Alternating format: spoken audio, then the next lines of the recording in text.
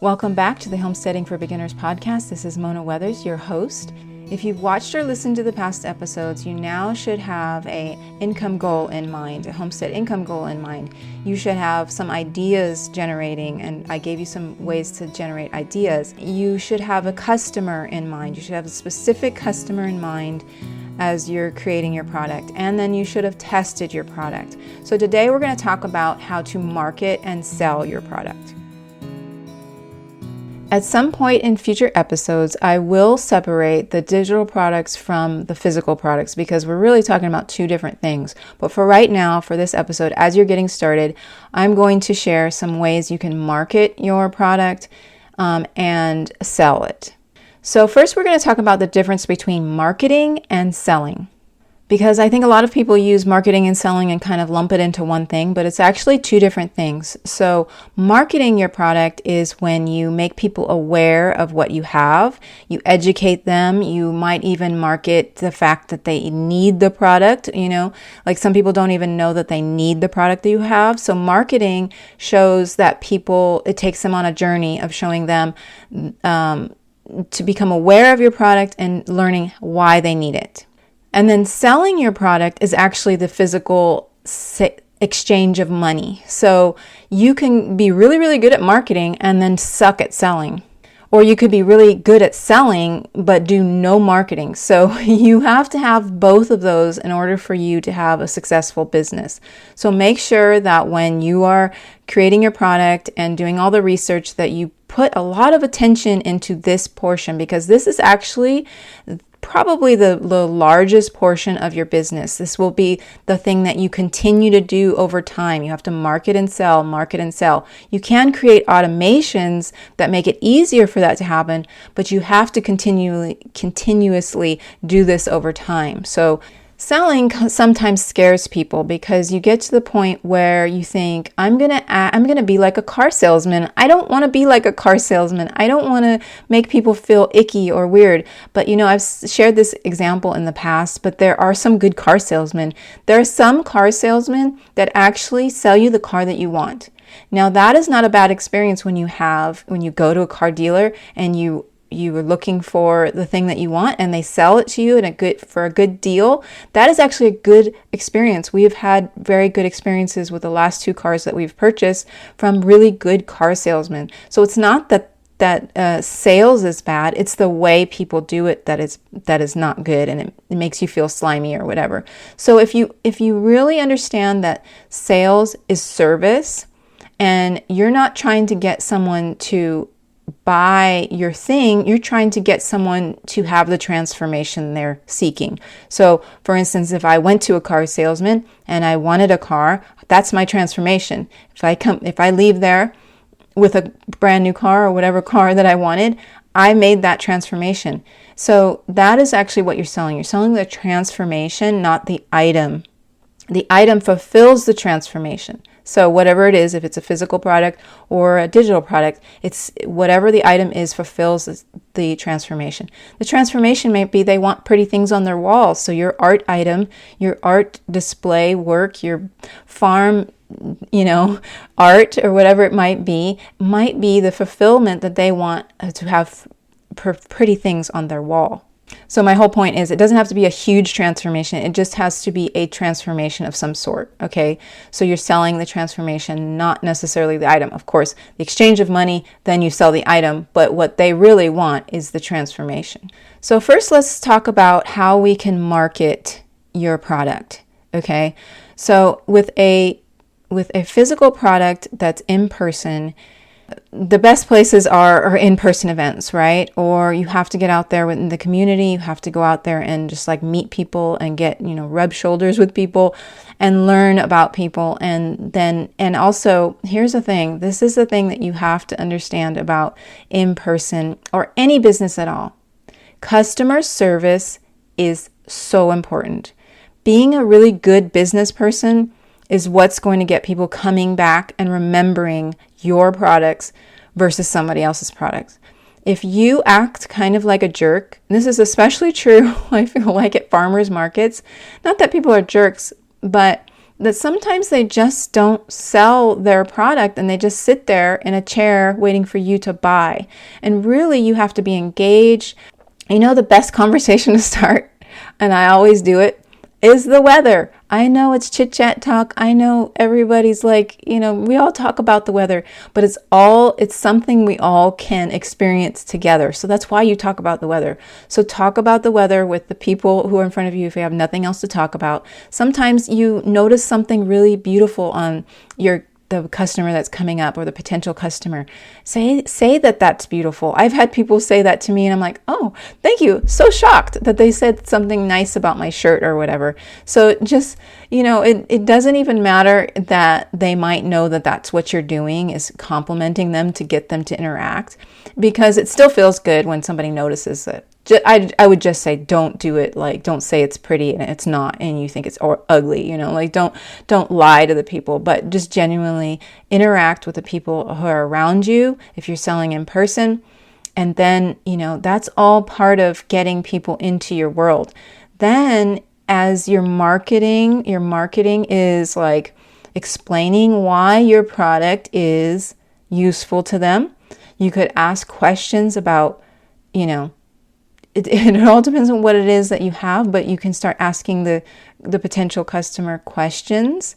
There's a balance there, of course. Some people just want to, shop and not be bothered. So, read the signs, but you can always start by giving them a compliment or talking about the weather or something like that. So before the event, there's a lot of things that you can do as well before the farmer's market. Let's say you have a weekly farmer's market and you want to, that people will be coming in. If you can get people on an email list or something like that, that would be really ideal, especially if you have things that are, if you have produce and you want to be able to tell people ahead of time, I have this available, so make sure that you come and get it. Or even if they're a really loyal customer, you can say email, reply to this email and I'll hold it for you or something like that, really loyal customer. But you can also just help people get to know you more. The more that people know you as a person, the more likely they'll want to come back. You will come to mind for them when they're thinking about whatever product it is that you sell. So being good at customer service is so important. If you can make life easier for your customer, they will return. In future episodes, I will talk more about email lists and why that is so important. It's such an important marketing tool, is using email. People opt into the email. Yes, people ignore it sometimes, but you get much better conversions. You get much better interactions if you have people on your email, especially if you're talking about if you have products like a CSA, or if you have, products that are limited in supply and people need to know this. If you have some sort of a way to email these people, is so important. So we will talk about that in the future. And a good way to get people on your email list, even if it's in person, is to offer something free. So get people on your email list, say, I'll send you, free tips or whatever, for this particular thing that you're trying to sell, like related to the thing that you're selling. And then you can, they can, if you have like an iPad or a phone or a QR code, you can have them just do it right there. So the nice thing about, the line between in-person and digital is that everybody has a phone now. So most people can just pull out their phone, scan a QR code, and then they can get to what they need to right there, right as you are, standing there talking to them in a farmer's market situation, at an event, in a stand, Okay, so we're going to move on to the digital products. There's so many ways to market, really. I'm only just touching on a few different ways, some ways that cost the least amount of money, so email marketing is a lower cost thing. Just being good at talking to people is not, it doesn't cost you any money to be a good human being and to be interested in people. You have to be interested in your customer, and they'll be able to know whether you're interested in them or not. So And this can spill over into other things, like we have the on-homestead income and off-homestead income and online income. So off-homestead income are things that are like more of this, like the services a lot of times, or the farmer's market. But let's say you're in a service-based business and you're doing stuff, doing stuff for people, like farm sitting. I know I talk about that one all the time because that's something I've done over the years. But farm sitting, let's say you can be good at customer service with these people. You can be professional. The more professional you are in all of your business, the better you'll get references. You will have no problem getting jobs. And by the way, if you are actually selling your products in person, I really think at this day and age, you need to have some sort of digital transaction ability, because it is so many people are wanting to purchase things. I know there's usually a fee. Just roll that into your price so that you don't have to worry about paying this extra fee. But it's just the way we are these days. So make sure that you're able to take credit cards and, do some sort of digital transaction and not just have it be cash. That's just my thoughts on it. I know there's a lot of places that you can do just cash, but I really think you should have some sort of option in that way. What you could do also with that is get people's email address through that transaction, and that can be a way you can update your customers on when you're going to be selling or being at another event or that sort of thing. So just keep those things in mind. Try to do as many things that will help your business grow. If you're not into email marketing and you're like, I don't do newsletters, I will share more on how you can have an email list and not have to be like, so formal. You can have these as conversational emails that people actually enjoy that. So I will share that in a future episode. So marketing your digital product is similar, but obviously it's not in person. So you have to establish yourself some way online. You have to establish yourself. So I teach on creating foundation platforms like YouTube, a blog, or a podcast. These are really good ways to nurture your audience and get them to know you and get to know your brand and who you are. Whether you have a physical product or not, this is a really good way. And then you can market through those platforms. You can also use social media. So I'm not going to say don't start with social media, because that usually is the easiest way to start. But as soon as possible, get one of the foundation platforms started. I can show you how to create a foundation platform. I have things that are coming up soon that I can share more on as well. But I want you to make sure that you keep that in mind, because social platforms can be here and gone so fast. And YouTube technically is a social platform, but it's a little bit different in that they're not as quick to get rid of their creators as some of the social platforms. Like I shared before, I just got my TikTok account deleted. I had over like 5,300 people following me, and then suddenly it was gone. So that can happen on any of those platforms. So I just really want you to, instead of putting all of your time and effort into the social platforms, make sure that you're building one of the foundation platforms and you're growing an email list. So the way that you market your product is there's different ways that you can do this. Okay, you can just like always talk about it, continuously talk about the same product over and over again so that people know. So if you only have a few products, you could do that over time. Just keep talking about it. Maybe have three different things that you're cycling through. But if you have a more higher priced product, like a course or something like that, you really want to think about it in more terms of like launches. So you want to launch that. There is a longer runway you need for higher price items, in my opinion. So if you have a higher priced item and it's a digital product, you need a longer runway to actually sell that, to get to the sales point. So you need a lot of marketing and nurturing, and then you sell the product. So it has to do with giving away a lot of your information, but in a way that people are learning from you and realizing that you're an expert in this area, and then you launch it. So So for a larger item, for a larger priced item, you might launch it a couple times a year, like 1 or 2 times a year. Or if you have a more lower price, let's say 150 or lower, you could launch that a few times a year, and it's not as a big of an investment for a lot of people, so you could launch that more times. But launching is really the key. You don't want to just put it on your website and hope that people find it. That is just not going to happen most of the time. Sometimes if you have a really good automation, which automation is like getting people through an email list and having a workflow of emails that come through every few days until they reach the point where they might buy something. That is a way you can do it that is automated, but you really want to understand that most of the time a live launch is a better way to get people to purchase. So you might do a webinar or a challenge of some sort to get people interested in your product. So they need to know why they need it, and that sometimes takes some time.